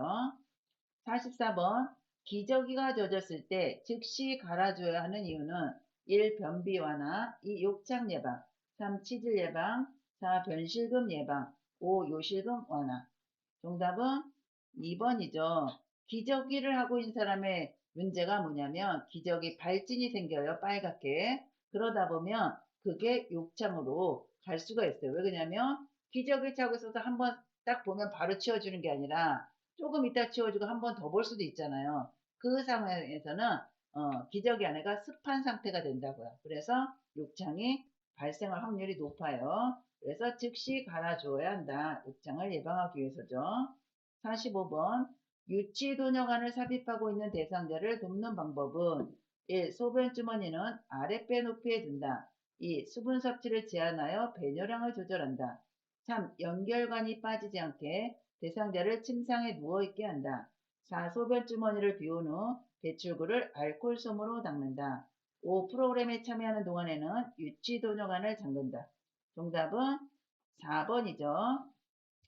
1번의 소변 주머님은 아랫배보다 아랫배라는 거는 뭐예요? 방광이에요. 방광 높이보다 아래에 둬야 된다는 거예요. 뭐 때문에요? 역류성 감염. 소변이 거꾸로 방광으로 들어갈 수가 있기 때문에 역류성 감염을 예방하기 위해서는 소변 주머니는 아랫배보다 아래에 넣어야 된다. 그리고 수분 섭취는 권장이에요. 권장. 감염의 우려가 있는 사람들은 수분을 많이 섭취를 시켜야 돼요. 그리고 유치도뇨관을 하고 있다 그래서 대상자를 침상에 누워있게 하는 게 아니라 침상에서도 움직임이 가능하고 보행도 가능하다라고 설명을 하라고 그랬어요. 4번은 소변 주머니를 비운 후 배출구를 알코올솜으로 닦는다. 이렇게 백이 있어요. 배출구 달려있죠. 배출구를 열고 소변을 버린 후에 배출구를 잠그고 이 부분을 알코올솜으로 깨끗이 닦으라는 거예요. 감염 예방을 위해서. 프로그램 참여하는 동안에 유치도뇨관을 잠그면 소변이 많이 고이면 소변이 마렵겠죠. 그러면 프로그램에 집중이 안 돼요. 그래서 유치도뇨관은 열어놓는다. 산책을 할 때도 마찬가지예요. 유치도뇨관 잠그지 않아요. 46번 대상자의 의치를 관리하는 방법으로 옳은 것은 1. 의치를 뜨거운 물로 세척한다. 2. 의치를 표백제에 담가 소독한다. 3. 의치를 뺄 때는 아래쪽부터 천천히 뺀다. 4. 취침 전에 의치를 세척하여 다시 끼워둔다. 5. 찬물이 담긴 용기에 의치를 넣고 뚜껑을 닫아 보관한다. 정답은 5번이죠. 의치를 뜨거운 물이나 표백제에 담긴 소독을 하잖아요. 변형이 올 수가 있어요. 의치를 빼거나 끼울 때는 위에서 아래예요. 의치 끼우는 거 빼는 거 다 윗니 끼고 아랫니 끼워요. 뺄 때도 윗니 빼고 아랫니 빼는 거예요. 무조건 위아래다라고 보시면 되고요. 취침 전에 의치를 세척해서는 다시 끼우질 않고 찬물에 담가서 8시간 이상 빼놔야 돼요. 뭐 때문에 그러냐? 잇몸의 압박을 방지하기 위해서다. 잇몸 압박 방지예요. 24시간 끼고 있으면 어떻게 돼요? 잇몸이 눌리겠죠. 잇몸이 눌리겠죠. 그래서 잇몸이 압박되는 거를 방지하기 위해서 8시간 정도는 빼놓는데 낮에 빼놓으라고 빼질 않아요. 자존심 상해서 입이 이렇게 합주게 되잖아요. 그래서 저녁 식사 끝나고 나서 닦아서 보관을 하면 8시간 이상은 빼놓을 수 있다는 거예요. 그래서 의치는 찬물이 담긴 용기에 의치를 넣고 뚜껑을 닫아서 보관한다가 정답이 되겠죠. 47번 두발 전용 세정제를 이용하여 머리를 감기는 방법으로 옳은 것은 1. 물과 세정제를 2대1로 섞어서 사용한다. 2. 세정제를 수건에 묻혀 모발을 닦아낸다. 3. 세정제 거품을 두피에 발라 흡수되게 한다. 4. 세정제를 모발에 바르고 수건으로 덮어둔다. 5. 세정제를 모발에 발라 거품을 낸 후 닦아낸다. 정답은 5번이죠. 이 두발 전용 세정제는 물 없는 샴푸예요. 그래서 물이 나오면 틀리는 거예요. 그리고 수건도 마른 수건으로 닦아주는 거예요. 젖은 수건 그러면 물기가 있잖아요. 그것도 틀리는 거예요. 그리고 두발 전용 세정제는 머리에 직접 발라서 손톱이 아닌 손가락 끝으로 거품이 나게 마사지를 한 후 마른 수건으로 닦는 거예요. 그래서 여기 보시면 드라이 샴푸 이용하기 위해서 선생님들 교재에서 배웠어요. 물을 사용할 수 없거나 신체적으로 움직이기 힘들 때 이 샴푸를 사용하는데 이 드라이 샴푸는 물 없이 머리를 감을 수 있도록 고안된 제품이에요. 그래서 머리카락이 충분히 적셔지도록 드라이 샴푸를 발라요. 직접 바르는 거예요. 손바닥에 덜어서 거품을 낸 후 마사지한다. 이렇게도 나오는데 그거 아니고 직접 여기다 바르고 손톱이 아닌 손가락 끝으로 거품나게 마사지를 해요. 그리고 마른 수건으로 닦아내요. 우리 교재에는 없지만 이렇게 해서 닦았는데 아직도 지저분해요. 그러면 어떻게 해야 되냐라고 나오면 정답은 같은 방법으로 다시 한번 시행한다. 이게 답이에요. 다음에 48번 여성 대상자의 회음부를 청결하게 하는 방법은 1. 대상자를 눕혀서 무릎을 펴고 다리를 벌리게 한다. 2. 목욕담요를 마른 목골로 하여 몸통과 다리를 덮어준다. 3. 소독제로 손을 닦은 후 멸균 장갑을 착용한다. 4. 회음부를 항문에서 요도 방향으로 닦아낸다. 5. 회음부에 분비물이 있으면 소독해준다. 정답은 2번이에요. 자, 이 회음부를 청결하게 할 때는 자 보시면 이 담요를 마른 목골로다가 덮어요. 그러면 여기 회음부를 덮고 있겠죠. 양쪽에 이렇게 삐죽이 나온 거는 바깥쪽으로 다리를 감싸요. 여기를 이렇게 감싸요. 그러면 여기 회음부만 가려지겠죠. 요 밑에 변기를 깔아요. 변기를 깔고 물을 붓고 그러면 변기에 물이 고이겠죠. 그리고 비누로다가 닦고 물로다 헹구는 거예요. 그리고 변기를 빼서 엉덩이 밑에 물기까지 닦아야 되겠죠. 그러면 여기 방수포는 엉덩이에 까는 거예요. 근데 요거 무릎을 펴는 게 아니라 무릎을 구부리고 있어요.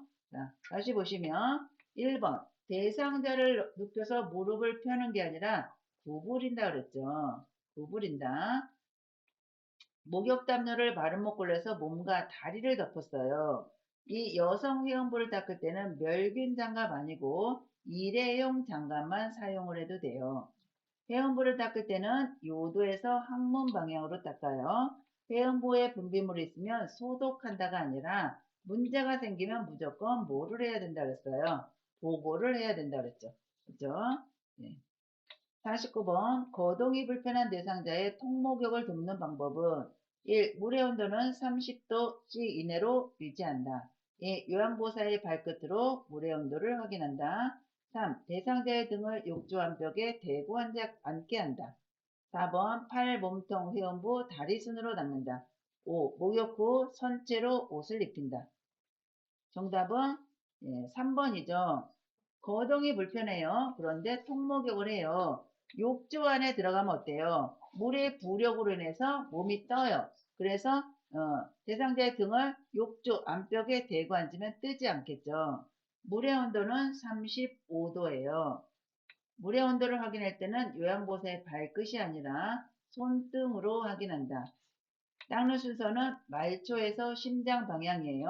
다리, 팔, 몸통에 심장 있죠? 몸통, 마지막은 회음부고 거동이 불편하다 했으니 목욕을 한 다음에는 목욕 의자나 의자에 앉아서 옷을 입혀야 돼요.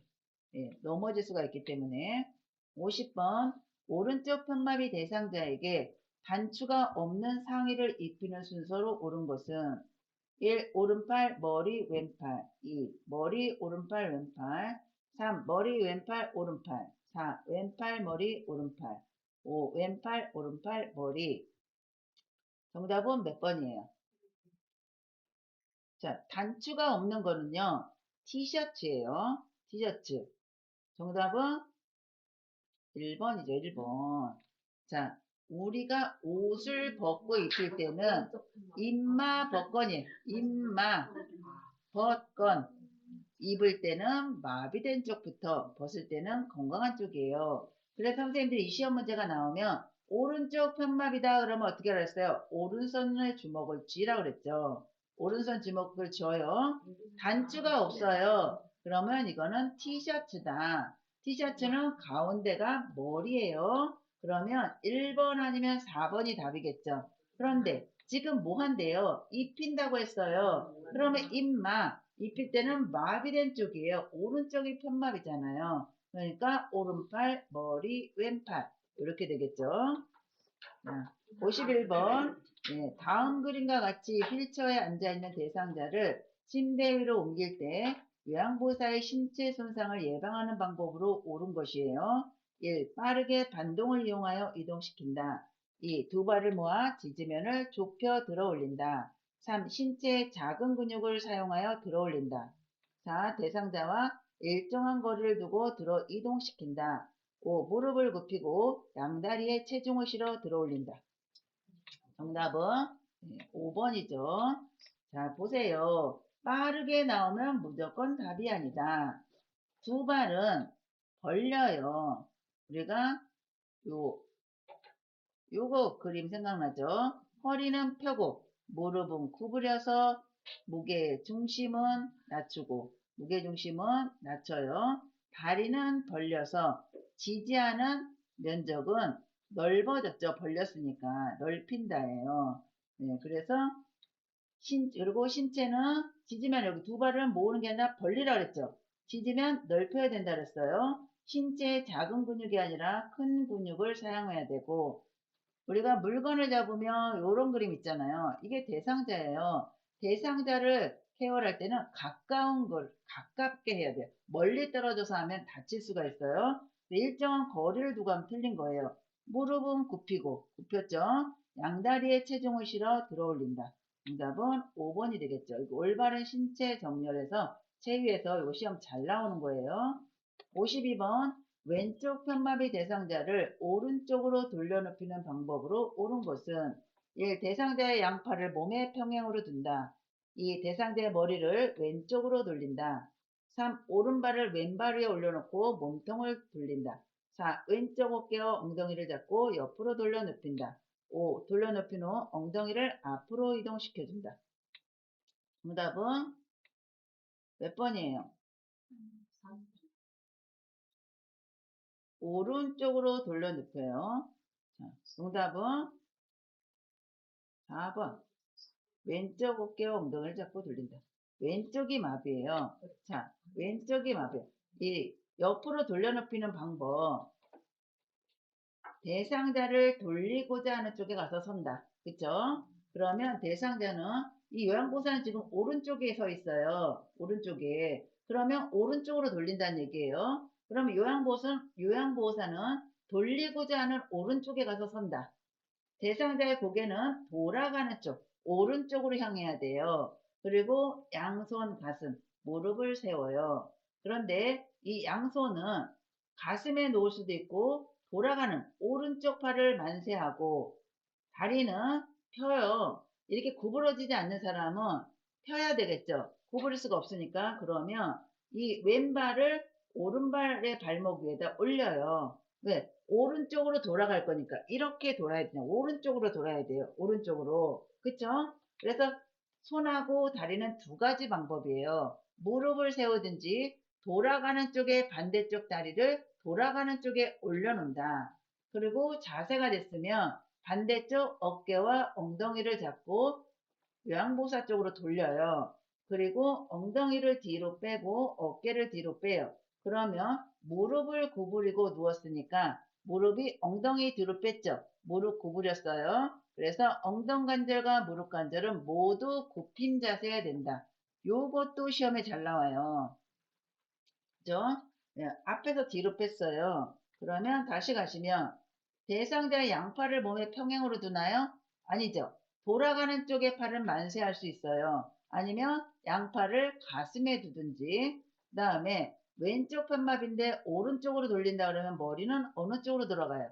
오른쪽으로 돌아가야 되겠죠. 그리고 오른쪽으로 돌려놓을 거니까 어떻게 왼쪽 편마비 오른쪽으로 돌려요. 어떻게 해야 돼요? 오른쪽으로 돌려 눕히려고 그러면 왼발을 오른발 위에 돌려야죠. 자, 이렇게 보세요. 여기가 왼쪽이에요. 여기가 오른쪽이고 오른쪽으로 돌아갈 거예요. 그러면 왼발을 오른발 위에 올려놔야 되잖아요. 그런데 여기는 오른발을 왼발 위에 올린다 했으니까 반대로 한 거죠. 돌아가는 쪽에 반대쪽 발을 돌아가는 발 위에 올려야 된다는 얘기예요. 그래서 선생님들이 요거 헷갈리면 시험 볼 때 이 칸막이 되어 있는 데서 다리로 할 수는 없으니까 팔로 다 이렇게 한번 자세를 취해 보면 돼요. 그리고 오른쪽으로 돌릴 거니까 여기 왼쪽 어깨와 엉덩이, 왼쪽 어깨와 엉덩이를 잡고 옆으로 돌린다. 돌려 눕히는 엉덩이는 앞으로 빼는 게 아니라 뒤로 뺀다 그랬죠. 그쵸? 여기 뒤로 빼잖아요. 이거는 옆으로 돌려 눕히기는 굉장히 많이 나와요. 시험에. 이 손 잡는 거, 어깨와 엉덩이, 요것도 시험에 잘 나오고요. 네. 53번 다음 그림과 같은 방법으로 휠체어를 이동해야 하는 상황은 1. 평탄한 길을 갈 때, 2. 경사로로 내려갈 때, 3. 미끄러운 길을 갈 때, 4. 오르막길을 올라갈 때, 5. 울퉁불퉁한 길을 갈 때. 정답은 5번이죠, 5번. 울퉁불퉁한 길을 갈 때는 앞바퀴를 든다 그랬어요. 앞바퀴를 드는 이유는 진동을 덜 느끼게 하기 위해서이다. 진동을 덜 느끼게 하기 위해서 앞바퀴를 들어요. 54번. 다음 그림과 같이 방바닥에 누워있는 대상자를 휠체어로 옮기는 순서로 옳은 것은 다 엉덩이를 들어 허리를 펴게 한다. 다 무릎을 세워 힘을 주고 일어나 휠체어에 앉게 한다. 다 대상자가 무릎을 꿇은 상태에서 휠체어를 잡게 한다.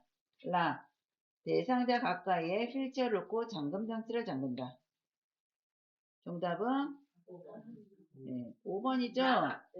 자, 보실게요. 가장 먼저 해야 될 거는 잠금장치예요. 그쵸? 대상자한테 가까이 놓고 잠금장치를 해요. 그런데 라는 몇 개예요? 하나밖에 없죠. 그러면 어떻게 땡 잡은 거죠. 그죠? 네. 이런 문제가 나오면 좋겠죠. 그래서 제가 매번 말씀드리는 거 가나다라 문제는 맨 앞이 뭐고 맨 마지막에 뭐냐. 그러면 여기에서 결정나는 경우가 많아요. 그러면 한번 보시면 대상자 가까이에 휠체어를 놓고 대상자가 무릎을 꿇은 상태에서 휠체어를 잡게 해요. 그리고 엉덩이를 들어서 허리에 펴고 무릎을 세워 힘을 주고 일어나 휠체어에 앉게 한다. 라로 시작해서 나로 끝나요. 또 나로 끝나는 것도 마지막 걸 보니까 한 개밖에 없어요. 이래 보나 저래 보나 답은 5번이다. 그죠? 55번. 한쪽 다리가 약한 대상자가 다음 그림과 같은 보행기를 사용하여 이동하는 순서로 옳은 것은 1. 약한 다리와 보행기, 건강한 다리. 2. 약한 다리, 건강한 다리와 보행기. 3. 보행기, 약한 다리와 건강한 다리. 4. 보행기, 건강한 다리, 약한 다리. 5. 건강한 다리, 약한 다리, 보행기. 몇 번이에요? 몇 번? 1번이죠. 보행기가 갈 때는 양쪽이 모두 약해요. 양쪽이 모두 약하면 보행기 가요. 그 다음에 오른발이 가요. 오른발이 간 만큼 왼쪽 발이 가요. 그런데 한쪽 발이 약해요. 왼쪽이 약해요. 그러면 보행기하고 왼발, 이 왼발이 간 만큼 오른발 이렇게 가는 거예요. 그러니까 여기 보면 한쪽이 약하다 그랬어요. 약하면 약한 다리와 보행기, 그 다음에 건강한 다리 이렇게 가면 되겠죠. 56번 다음 그림과 같이 노인 장기요양보험급여로 대여받은 배회감지기를 사용하는 방법은 1. 배회감지기는 물에 세척하여 사용한다. 2. 배회감지기는 2년마다 새 것으로 교체한다. 3. 매트형 배회감지기는 침대나 방바닥에 설치한다. 4. 위성항법장치형 GPS형이죠. 배회감지기는 현관 앞에 둔다. 5. 배회 감지기가 오작동하면 국민건강보험공단에 신고한다. 정답은 3번이죠.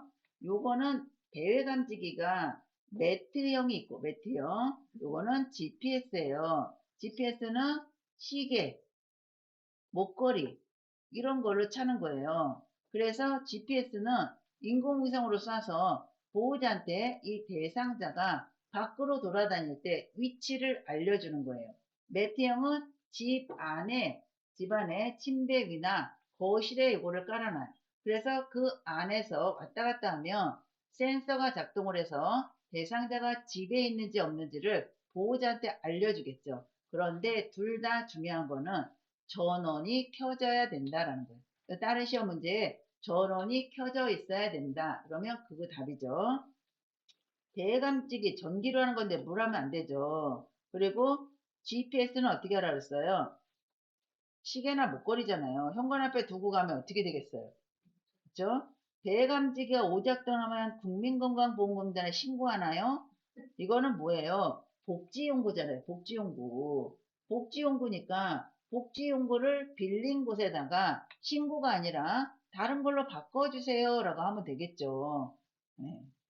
그 다음에 57번 대상자를 도울 때 감염이 발생할 수 있는 상황은 1. 장갑을 착용하고 분비물을 처리한다.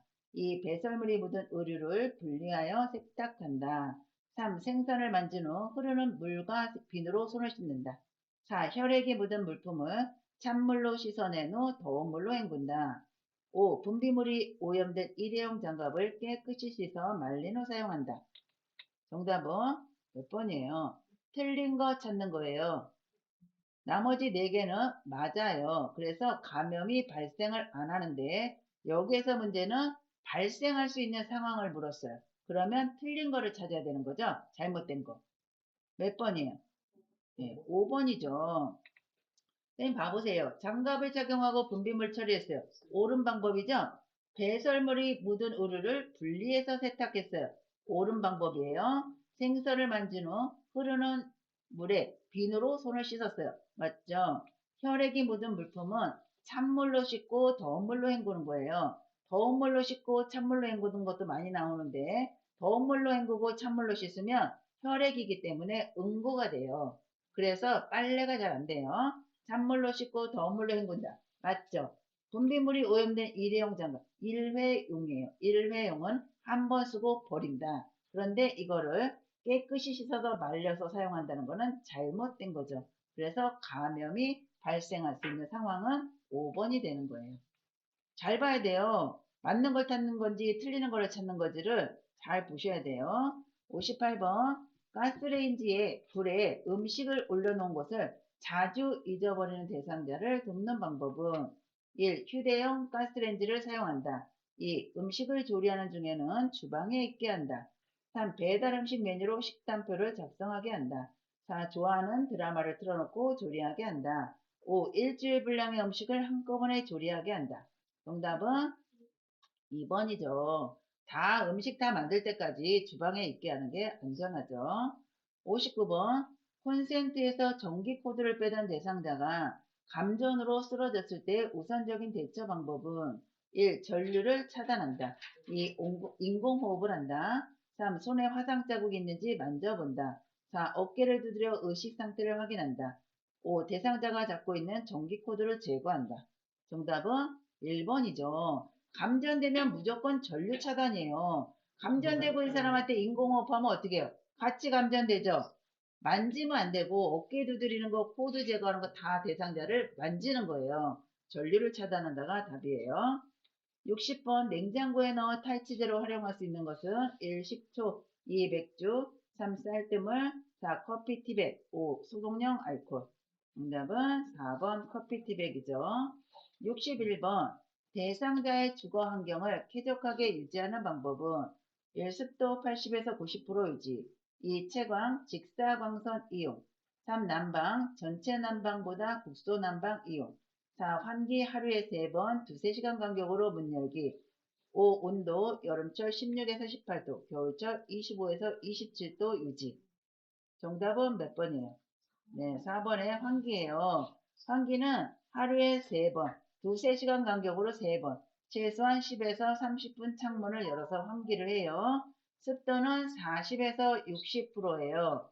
직사광선은 눈에 닿으면 각막에 장애를 초래하기 때문에 직사광선 안 돼요. 그래서 온도는 여름은 20에서 25도고 겨울은 18에서 22도예요. 62번 대상자가 진료를 받기 위해 병원을 방문하고자 할 때 동행하는 방법으로 옳은 것은 1. 보호자가 동행하도록 한다. 2. 보호자의 자가용을 운전하여 이동한다. 3. 대상자의 기증품은 소지하고 가게 한다. 4. 대상자에게 필요한 경비를 미리 확인한다. 5. 외출 전에 하루 용량의 약을 한꺼번에 복용시킨다. 정답은 몇 번이에요? 4번이죠. 4번. 외출 전에 하루 용량의 약을 한꺼번에 복용하면 아침, 점심, 저녁, 취침약 모두 복용한다는 얘기예요. 안 되는 거죠. 보호자가 동행하는 건 아니죠. 동행은 뭐예요? 개인 활동 지원 서비스예요. 개인 활동 지원 서비스를 하는데 보호자한테 가라 그러면 이거 서비스를 시행을 한 거예요? 안 한 거예요? 그죠? 보호자의 자가용을 운전해서 이동하면 안 돼요. 요양보호사는 차량을 탔을 때는 운전을 하면은 옆에 타면 안 돼요. 대상자를 보호를 할 수가 없어요. 운전하면 안 되고 대상자는 뒤에 타야 돼요. 그리고 요양보호사는 대상자 옆에 타야 돼요. 63번 치매 대상자의 운동을 돕는 방법은 1. 걷는 시간을 서서히 늘린다. 운동 시간을 매일 다르게 한다. 3. 산책로를 자주 바꾸어 걷게 한다. 4. 다리 운동에서 목 운동으로 진행한다. 5. 팔다리 관절을 빠르게 움직이며 운동한다. 정답은 몇 번이에요? 잘 생각하셔야 돼요. 정답은 1번이에요. 1번. 3번은 치매 대상자는 환경이 바꾸면 헷갈려요. 그래서 산책을 하더라도 매일 같은 코스를 산책을 해야 돼요. 매일. 그래서 바꾸면 안 되는 거예요. 운동 시간도 매일 다르게 하면 안 돼요. 그리고 뭐 팔다리 관절 빠르게 움직임, 빠르게, 급하게, 고강도 다 안 맞는다 그랬죠. 64번 제가 치매 대상자의 환경을 안전하게 조성하는 방법은 1. 방 안에 큰 거울을 걸어둔다. 2. 밤에는 화장실 전등을 꺼둔다. 3. 침대는 벽에서 떨어뜨려 놓는다. 4. 온수 파이프는 절연체로 감싸준다. 5. 모기약은 침상과 가까운 곳에 둔다. 정답은 잘 보셔야 돼요. 정답은 4번이에요. 4번. 치매 대상자는요. 방 안에 큰 거울을 걸으면 거울에 비친 내 모습을 보고 놀랄 수가 있어요. 그래서 거울은 치우든지 덮어놔야 돼요. 거울 해놓으면 안 돼요. 치매 대상자. 밤에도 화장실 등은 켜야 돼요. 침대는 벽에 붙여놔야 돼요. 한쪽은 벽에 붙이고 나머지 이쪽은 두꺼운 요를 깔아놓는다요. 이거는 벽에다 붙이고 여기는 반대쪽에는 두꺼운 요를 깔아야 돼요. 그래서 떨어지더라도 충격이 덜하게 벽에서 떨어뜨리면 안 되겠죠. 온수 파이프는 절연체 열을 이렇게 좀 덜 느끼게 하는 거 있잖아요. 그거 이렇게 덮는 거 절연체라고 해요. 그걸로 감싸놔야 되고 모기약을 침상과 가까운 쪽에 있으면 이시증 있는 사람은 먹어요. 이거를 그래서 가까이 두면 안 돼요. 65번 식사를 거부하는 치매 대상자를 돕는 방법은 1. 약물의 부작용인지 확인한다. 2. 모든 음식을 섞어서 갈아준다. 3. 식사해야 하는 이유를 설명한다. 4. 음식을 요청할 때까지 기다린다. 5. 본인의 식사를 직접 준비하게 한다. 정답은 1번이죠.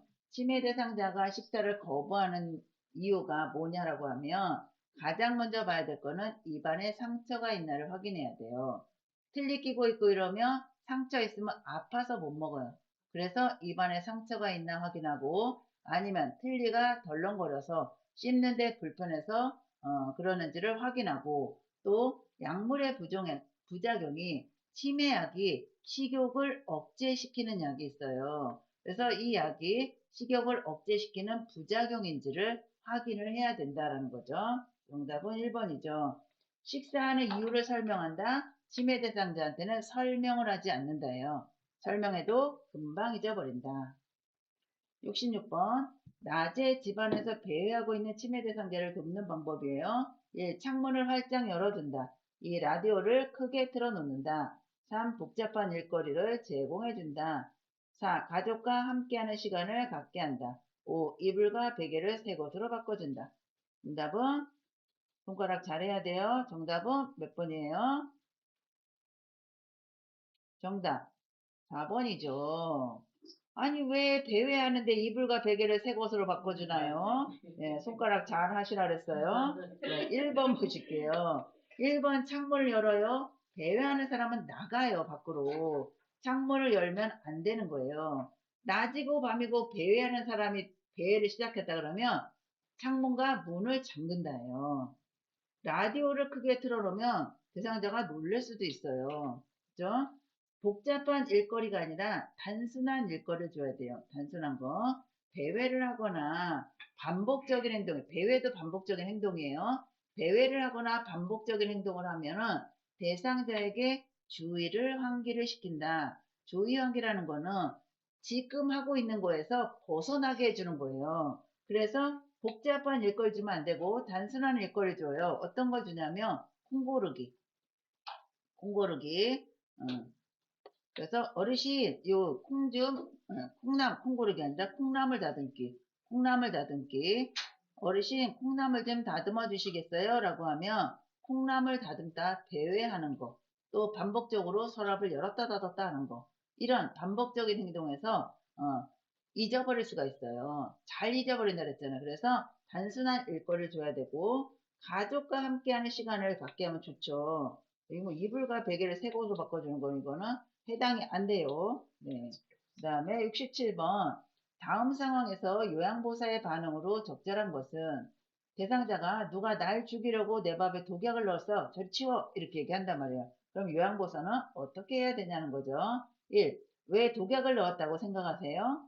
2. 그래요. 누가 넣었는지 보셨어요? 3. 경찰에 신고해서 누구인지 알아볼게요. 4. 제가 먼저 먹어볼 테니 저와 함께 드세요. 5. 또 그러시네요. 그럼 앞으로 밥 안 드릴 거예요. 정답은 몇 번일까요? 4번이죠. 기미상궁이 된다. 기미상궁. 예전에 왕이 독살 안 당하려고 기미상궁에 밥을 먼저 먹어봤잖아요. 그래서 독약 넣었다 그러면 먼저 먹어보면 돼요. 그래서 어르신한테 제가 먼저 먹어볼 테니까 저와 함께 드세요 하면은 드신다는 얘기예요. 68번.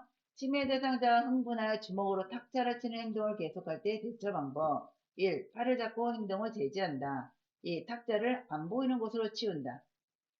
3. 흥분이 가라앉을 때까지 지켜본다. 4. 정원으로 데리고 나가 안정시킨다. 5. 이유를 물어보고 그만하라고 말한다. 정답은 4번이죠. 이것도 주의 환기예요. 주의 환기. 정원으로 데리고 나가서 이 어르신이 좋아하는 얘기 있죠. 고향 얘기, 가족 얘기 하다 보면 잊어버리겠죠. 69번. 다음 사례에서 치매 대상자를 돕는 방법은 시설에서 낮 동안 잘 지내던 대상자가 해질녘이 되면 오늘 수고하셨어요. 저는 퇴근합니다. 라고 하면서 밖으로 나가려고 해요. 1. 박자가 빠른 음악을 틀어준다. 2. 요양시설이라 나갈 수 없다고 설득한다. 3. 조명을 흐릿하게 하여 밤이라는 것을 알린다. 4. 아직 일이 끝나지 않아 갈 수 없다고 말한다. 5. 대상자가 좋아하는 텔레비전 프로그램을 켜준다. 정답은 5번이죠.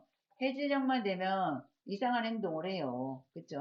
네, 이러니까 뭐 다른 거는 해당이 안 되고 대상자가 좋아하는 텔레비전 프로그램을 켜주면 여기에 집중하다 보면 집에 가는 거 잊어버리겠죠.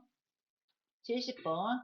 시설에서 생활하던 치매 대상자가 거실에 나와 자유행위를 할 때의 대처 방법은 1. 자유행위가 끝날 때까지 기다린다. 2. 수치심을 주어 행동을 멈추게 한다. 3. 경범죄로 처벌받을 수 있다고 경고한다. 4. 거실에 있는 사람들을 다른 곳으로 이동시킨다. 5. 멈추지 않으면 좋아하는 물건을 가져간다고 한다. 정답은 거실에 있는 사람을 다 이동시켜요? 30명을 다 이동시켜요? 정답은 5번이에요. 왜 그러냐면 이제 시설에서 생활하는 대상자가 거실에 나서 자유행위를 해요. 그러면 다른 거는 우리가 어르신한테 경고한다. 뭐 이렇게 협박성애 이런 거는 하면 안 돼요. 그런데 자유행위라거나 이게 자꾸 반복적으로 하면 멈추라고 해도 안 멈춰요. 그럴 때는 대상자가 멈추지 않으면 대상자가 좋아하는 물건을 가져간다고 경고한다. 이렇게 교재에 딱 경고하는 거는 이것만 있어요. 그래서 저희도 요양시설에 이렇게 이제 자유행위를 하는 분이 계셨어요. 그래서 저도 이제 요거를 좋아하는 물건을 가져간다 이거를 경고를 해본 적이 없어요. 근데 옆에 어르신이 너무 불편해하니까 근데 이 어르신이 먹는 걸 너무 좋아하는 거예요. 그래서 간식이 쌓여 있어요. 그래서 하지 말라고 얘기하면서 어르신 계속 이렇게 하시면 여기 있는 간식 다 가져갈 거예요. 그러더니 대상자가 그 행위를 안 하는 거예요. 이게 먹히는구나. 그래서 한번 경고를 한번 해봤었어요. 그래서 이거는 잊어버리시면 안 돼요. 딱 이것만 경고예요. 이것만. 이것만 경고예요. 거실에 있는 다른 사람을 다른 곳으로 이동을 시키면 30명이 거실에 있으면 이 한 명 때문에 30명이 이동을 하면 안 되겠죠. 그죠? 71번.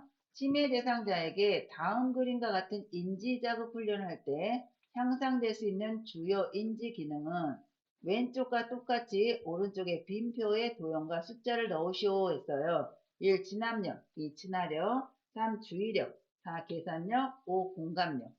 정답은 뭘까요?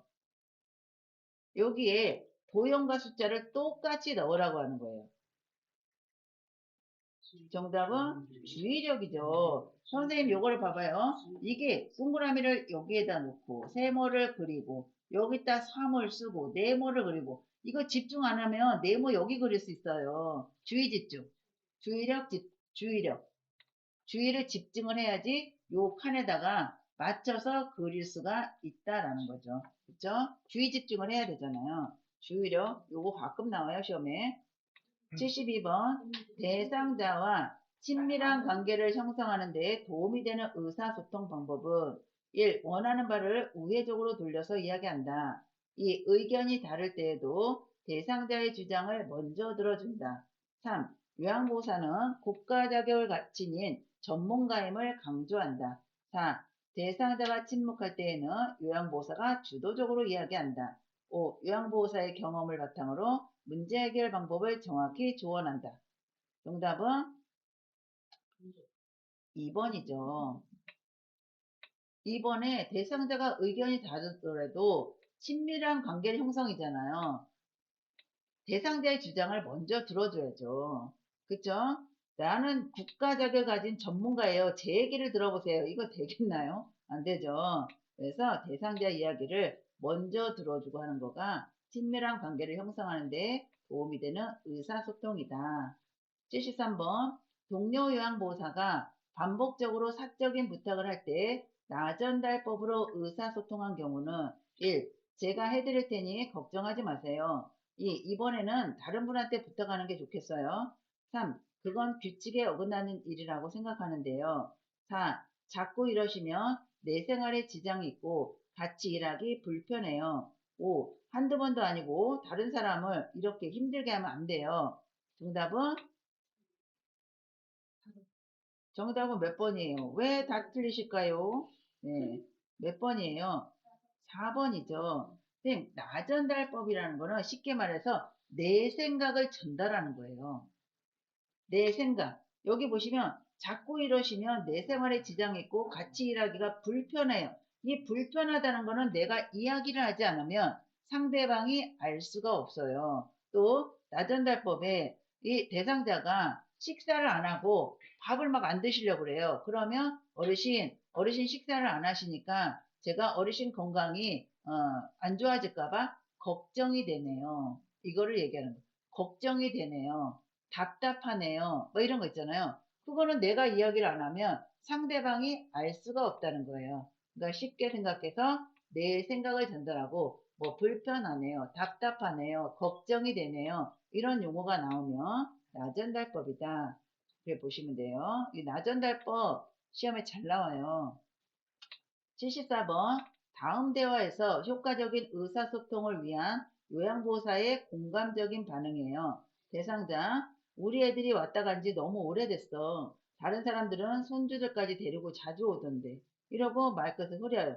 그러면 요양보호사는 어떻게 공감적인 반응을 해야 되냐? 1. 자녀분들이 많이 보고 싶으신가 봐요. 2. 그동안 그런 말씀 안 하시더니 왜 그러세요? 3. 연세가 많으시니 이것저것 서운한 게 당연해요. 4. 자녀분들이 무심하네요. 전화해서 오라고 할게요. 5. 옆방 어르신네 가족은 외국에 살아서 아예 안 와요. 정답은 몇 번이에요? 1번이죠. 대상자, 공감적인 반응은 대상자가 생각하고 있는 거를 반응을 해준다라고 보시면 돼요. 그래서 이분은 애들이 왔다 간 지 오래됐고 다른 사람들은 손주들까지 데리고 자주 왔다. 이건 뭐예요? 대상자가 자녀가 많이 보고 싶어 하는 거잖아요. 그러니까 거기에다가 자녀분들이 많이 보고 싶으신가 봐요. 이렇게 해야지 공감을 하는 거잖아요. 1번이 해당이 되고요. 75번 주의력 결핍 장애 대상자와 효과적으로 의사소통하는 방법은 1. 익숙한 사물에 대하여 대화한다. 1. 환경적 자극을 최대한 제공한다. 3. 목표에 맞는 다양한 활동을 제시한다. 4. 메시지를 빠른 속도로 반복해서 말한다. 5. 한 번에 여러 내용을 명확하게 이야기한다. 정답은 1번이죠. 주의력 결핍이에요. 주의력 결핍인 사람은 이게 환경이 자꾸 바뀌면 안 돼, 이런 사람도. 그래서 익숙한 사물에 대해서 이야기를 하면 집중이 되겠죠. 그죠? 76번. 다음 대화에서 요양보호사의 적절한 반응은 딸, 엄마, 이제 요리하지 마세요. 맛이 예전 같지 않아요. 대상자 화를 내면서 방으로 들어가요. 그러면서 그럼 이제 네가 알아서 해먹든지 난 안 먹어. 이렇게 얘기했어요. 그러면 요양보호사는 대상자한테 다가가서 어떻게 해줘야 되냐. 1. 앞으로 요리는 제가 만들어 드릴게요. 2. 이만한 일로 밥을 안 드시면 본인만 손해예요. 3. 요리 솜씨가 예전 같지 않다고 하니 속상하시지요. 4. 이제 요리는 따님한테 하라고 하는 것이 좋겠네요. 5. 엄마가 요리하기 힘드실까봐 그냥 한 말일 거예요. 정답은 3번이죠. 요리 솜씨가 예전 같지 않다고 하니 속상하시죠. 이렇게 해야 되죠. 77번. 산책을 하던 대상자가 쓰러져 경련을 할 때 응급처치 방법이에요. 1. 머리를 뒤로 젖혀 기도를 유지한다. 2. 머리 밑에 딱딱한 받침대를 대어준다. 3. 안정을 위해 인적이 드문 곳으로 옮긴다. 4. 옷에 단추를 풀고 옆에서 조용히 관찰한다. 5. 경련이 멈출 때까지 양쪽 팔을 붙잡아 둔다. 정답은 몇 번이에요? 왜 또 다 틀리나요? 손가락이. 네. 몇 번이에요? 지금 맞힌 분이 없어요? 큰일 났네요. 네. 자, 정답은 4번이에요. 4만 빼고 다 들으셨어요. 자, 보실게요. 경련. 산책을 하다가 경련을 해요. 우리가 머리를 뒤로 젖혀 기도를 하는 거는요. 심폐소생술 할 때예요. 심폐소생술. 호흡을 안 하는 사람. 고개를 들어서 머리를 뒤로 젖혀서 기도를 유지하는 거고, 경련을 할 때는 쉽게 말하면 우리가 이제 경련하는 사람들 개거품 흘린다 그러잖아요. 입에 거품 물고 있어요. 그런데 고개를 들어서 젖히고 있으면 이게 기도로 더 들어가요. 침이나 거품이 더 들어가요. 그래서 경련하는 사람은 고개를 옆으로 돌린다요. 고개를 옆으로 돌린다. 이거 시험에 잘 나와요. 뭐라고 시험 문제에 나오냐면 침을 흘리고 몸이 뻣뻣해지는 대상자를 어떻게 해줘야 되나 이게 나와요. 몸이 뻣뻣해진다는 거는 경련을 하는 거예요. 침을 흘린다. 경련하면서 침을 흘리는 거예요. 그래서 그거는 답이 고개를 옆으로 돌려준다가 답이에요. 네. 그래서 경련할 때 머리 뒤로 젖히면 안 되고요. 경련할 때 또 막 이렇게 흔들잖아요. 그래서 머리 밑에는 딱딱한 받침대가 아니라 부드러운 걸 대줘야 돼요. 머리 안 다치게. 그리고 경련을 할 때는 대상자를 옮기면 안 돼요. 주변에 위험한 물건만 치워주면 돼요. 다치지 않게. 그리고 호흡하기 편하게 옷에 단추를 풀고 옆에서 어떻게 경련을 하는지를 관찰을 해야 돼요. 이런 경련 환자들은 보통 1분에서 2분 정도면 경련이 끝나요. 그래서 경련을 못하게 막 팔을 잡고 이러면 오히려 더 다칠 수가 있어요. 그래서 1, 2분 정도면 끝나니까 어떤 식으로 경기를 하는지 요것만 살펴보면 되고, 그런데 경련을 안 하던 사람이 5분 이상 경련을 한다. 그러면 빨리 119에 신고를 해야 돼요. 이거 꼭 기억을 해야 돼요. 팔 잡으면 안 되고 주변에 위험한 물건만 치워준다가 답이에요. 78번. 대상자가 뜨거운 물을 팔에 쏟아 화상을 입었을 때 응급처치 방법은 1. 물집이 생기면 터뜨린다. 2. 얼음 조각을 팔에 대어준다. 3. 착용하고 있는 팔찌를 빨리 뺀다. 4. 화상 부위에 치약을 얇게 펴서 바른다. 5. 세게 흐르는 수돗물에 화상 부위를 대어준다. 정답은 3번이죠. 이 화상 환자, 화상이나 골절은 문제가 부어요.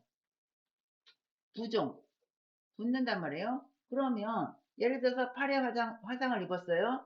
그럼 손가락이 붓겠죠. 그럼 반지를 끼고 있으면 빨리 안 빼면 이거 뺄 수가 없어요. 그래서 착용하고 있는 팔찌나 반지 이런 거, 골절도 마찬가지예요. 골절도 붓기 때문에 장신구를 제거한다. 이게 답이에요.